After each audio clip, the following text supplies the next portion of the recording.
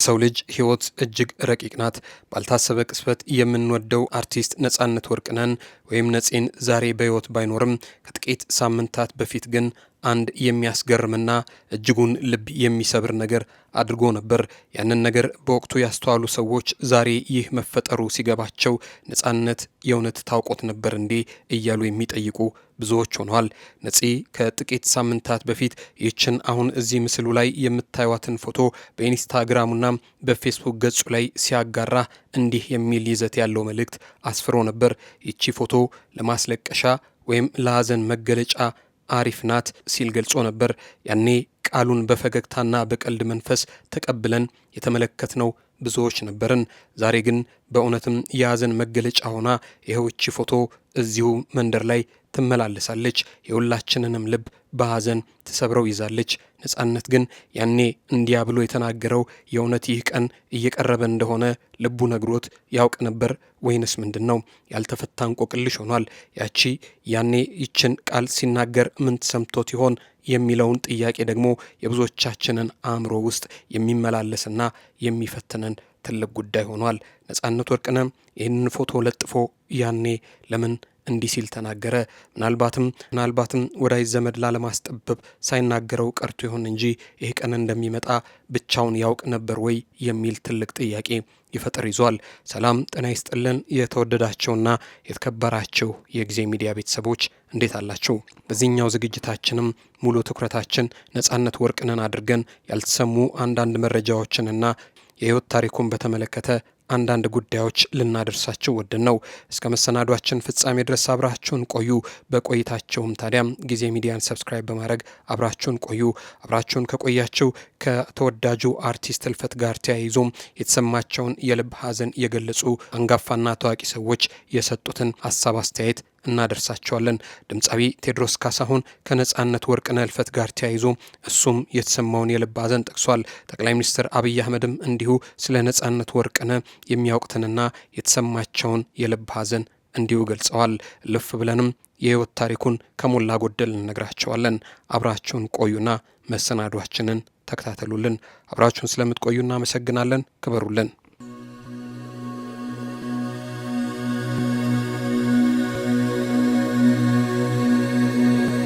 የአርቲስት ነጻነት ወርቅነህ የህይወት ታሪክ። አርቲስት ነጻነት ወርቅነህ በኢትዮጵያ የኪነ ጥበብ ዘርፍ በተለይም በኮሜዲ ትወናና በቴሌቪዥን አቀራረብ ዘርፍ እጅግ ተወዳጅና ተጽዕኖ ፈጣሪ ከሆኑ ባለሙያተኞች አንዱና ዋነኛው ነበር። የእርሱ ድንገተኛ ህልፈት እጅግ ልብ ሰባሪ ዜና ሆኖ መላውን የኪነ ጥበብ ቤተሰብ በብዙ መልኩ ያስጨንቅ ይዟል። የአርቲስት ነጻነት ወርቅነህ የህይወት ታሪክ እነሆ እንዲህ ይመስላል።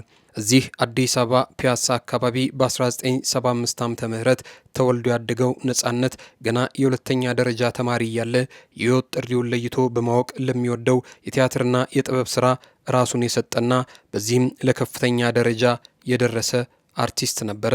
ተዋናይ፣ ኮሜዲያን፣ የቴሌቪዥን ፕሮግራም አዘጋጅና አቅራቢ አርቲስት ነጻነት ወርቅነህ በኢትዮጵያ የፊልምና የቴሌቪዥን ታሪክ ውስጥ የራሱን ልዩ የሆነ የአቀራረብ ስልትና የትወና ጥበብ በማሳየት የሚታወቅ ባለሙያ ነበር።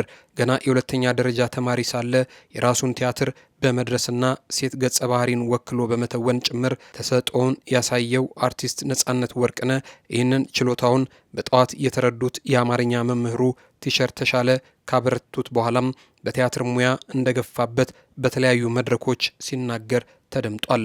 በዩኒቨርሲቲ የቲያትር ክፍል ቆይታውም ከመምህራኑ ልዩ ድጋፍና አድናቆት የሚቸረው ያኔው ወጣት አርቲስት ነጻነት እስከ ለተሞቱ ድረስ ሙያውን ለማሻሻል የሚጥር ድንቅ አርቲስት እንደሆነ የሙያው አጋሮቹ ይመሰክሩለት ነበር። ስለ ኪነ ጥበብ አጀማመሩ ሲናገር እንደሚሰማው ከሆነ ወደ ጥበቡ ዓለም የገባው በወጣትነቱ ሲሆን በተለይም በኮሜዲ ስራዎቹ የብዙዎችን ትኩረት መሳብ የቻለ ድንቅና ብርቅ የኪነ ጥበብ ሰው ነበር። ከሰራቸው ስራዎች መካከል ፍሬሽማን፣ ያንቺው ሌባ፣ ኤፍቢአይ 1፣ ኤፍቢአይ 2 እና ኤፍቢአይ 3፣ ባለቀለም ህልሞች፣ ያንቺው ሌባ 1 እና ያንቺው ሌባ 2፣ ስለማይዘነጋ ውለታም፣ ካምፓስ፣ ሲቲ ቦይስ ከብዙ ስራዎቹ ጥቂቶቹ ሆነው ይጠቀሳሉ። አፍሪካና ዘውገ ፕሮሞሽን ላይም ከናለሊ መኳንንትና ከነጥላውን ዘውገ ጋር ብዙ የቴሌቪዥን ድራማዎችን በመጻፍና በመተወን ለብዙ ጊዜ ሰርቶ ከተመልካች ልብ ውስጥ የማይወጣ ተዋናይ ሆኖ ቀርቷል። መስኮት በተሰኘ የአዲስ አበባ ከተማ አስተዳደር ቴሌቪዥን ላይ ይተላለፉ በነበሩ የ5 ደቂቃ ስራዎችም ላይ በመስራት ብዙ ስራዎችን ሰርቶ ነበር። በኢትዮጵያ ራዲዮም ሆነ በሸገር ኤፍኤም ብዙ የራዲዮ ድራማዎችን በመጻፍና በመተወንም አሻራውን አሳርፎ ያለፈ ድንቅ ተዋናይ ነው። ነጻነት በተለይ የቴሌቪዥን ኢንዱስትሪን ከተቀላቀለ በኋላ ስራዎቹን ማለትም በኢቢኤስ ቴሌቪዥን ላይ የቤተሰብ ጨዋታ የተሰኘውን እጅግ ተወዳጅ ፕሮግራም ከባልደረቦቹ ጋር በመሆን ሲያዘጋጅና ሲያቀርብ ቆይቷል።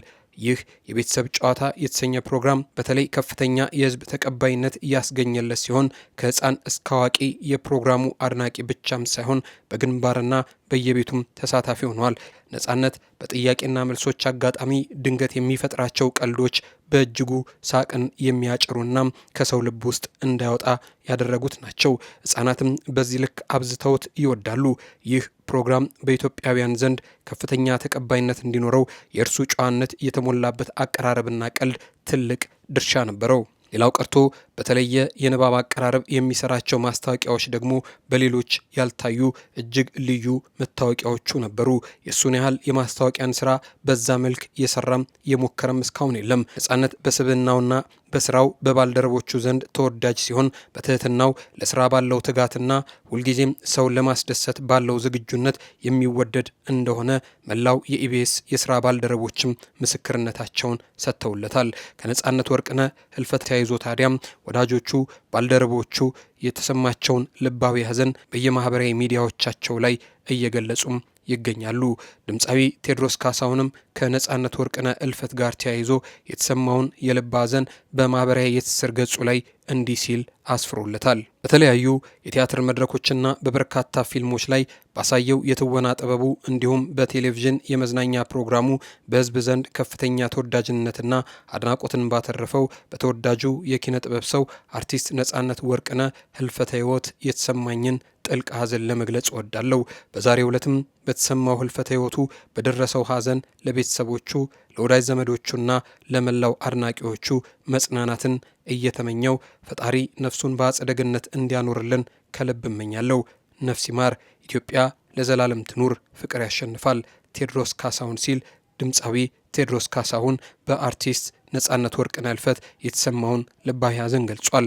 ሌላኛው ጠቅላይ ሚኒስትር ዶክተር አብይ አህመድ ናቸው። ነጻነት በብሔራዊ ሁነቶች ላይ የነበረው አስተዋጽኦ ሁሌም ሲታወስ ይኖራል ሲሉ ነው ጉዳያቸውን የጀመሩት። ጠቅላይ ሚኒስትር አብይ አህመድ በተወዳጁ አርቲስት ነጻነት ወርቅነህ ድንገተኛ እረፍት የተሰማቸውን ጥልቅ ሐዘን ሲገልጹም እንዲህ ይላሉ። አርቲስት ነጻነት ወርቅነህ በተለይም በታላቁ ህዳሴ ግድብ ላይ በተዘጋጀው የ2016 አዲስ ዓመት መቀበያ መርሃ ግብር ላይ የነበረውን ጉልህ ተሳትፎ በአድናቆት አስታውሰዋል።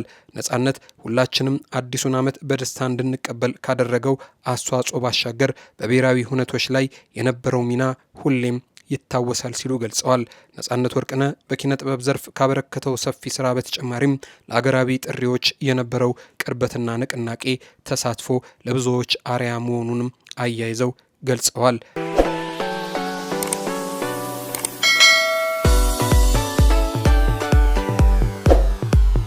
ከነጻነት እልፈት ጋር ተያይዞ አንድ ሌላ ሰው እንዲህ ሲል ስለ ነጻነት የሚሰማውን ሀሳብ ገለጸ። የዓለም የኮሜዲ ንጉስ ቻርሊ ቻፕሊን በአንድ ወቅት እንዲህ ብሎ ነበር። ማንም እንባዬን እንዳያይብኝ ሁሌም ዝናብ ውስጥ መራመድ እወዳለሁ። ይህ አባባል ለቀልድ የተነገረ ሳይሆን ከሳቅ በስተጀርባ ስላለው የኮሜዲያኖች ስውር ህመም የሚናገር ጥልቅ እውነት ነው።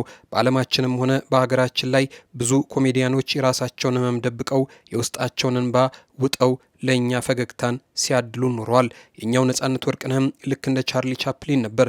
እኛ በስራዎቹ ስንስቅ፣ በመድረክ ላይ በሚፈጥረው ቀልድ ስንዝናና፣ ምናልባትም እሱ በውስጡ ምን አይነት ዝናብ ይዞ ይዞር እንደነበር አናውቅም ነበር። ህመሙን በፈገግታ ሸፍኖ የራሱን ጭንቀት ወደ ጎን ትቶ የእኛን ጭንቀት ለማቅለል የኖረ ህመሙን ደብቆ ፈገግታውን ያካፈለን የዋህ ነፍስ ነበረችው።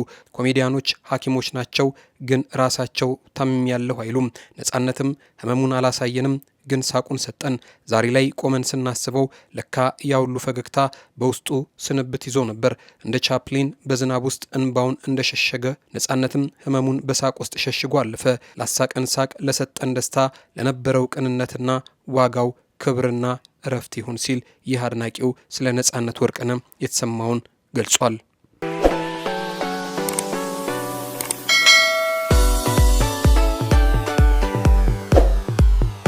አርቲስት ነጻነት ወርቅነህ ባለትዳርና የ3 ልጆች አባት እንደነበርም ይታወቃል።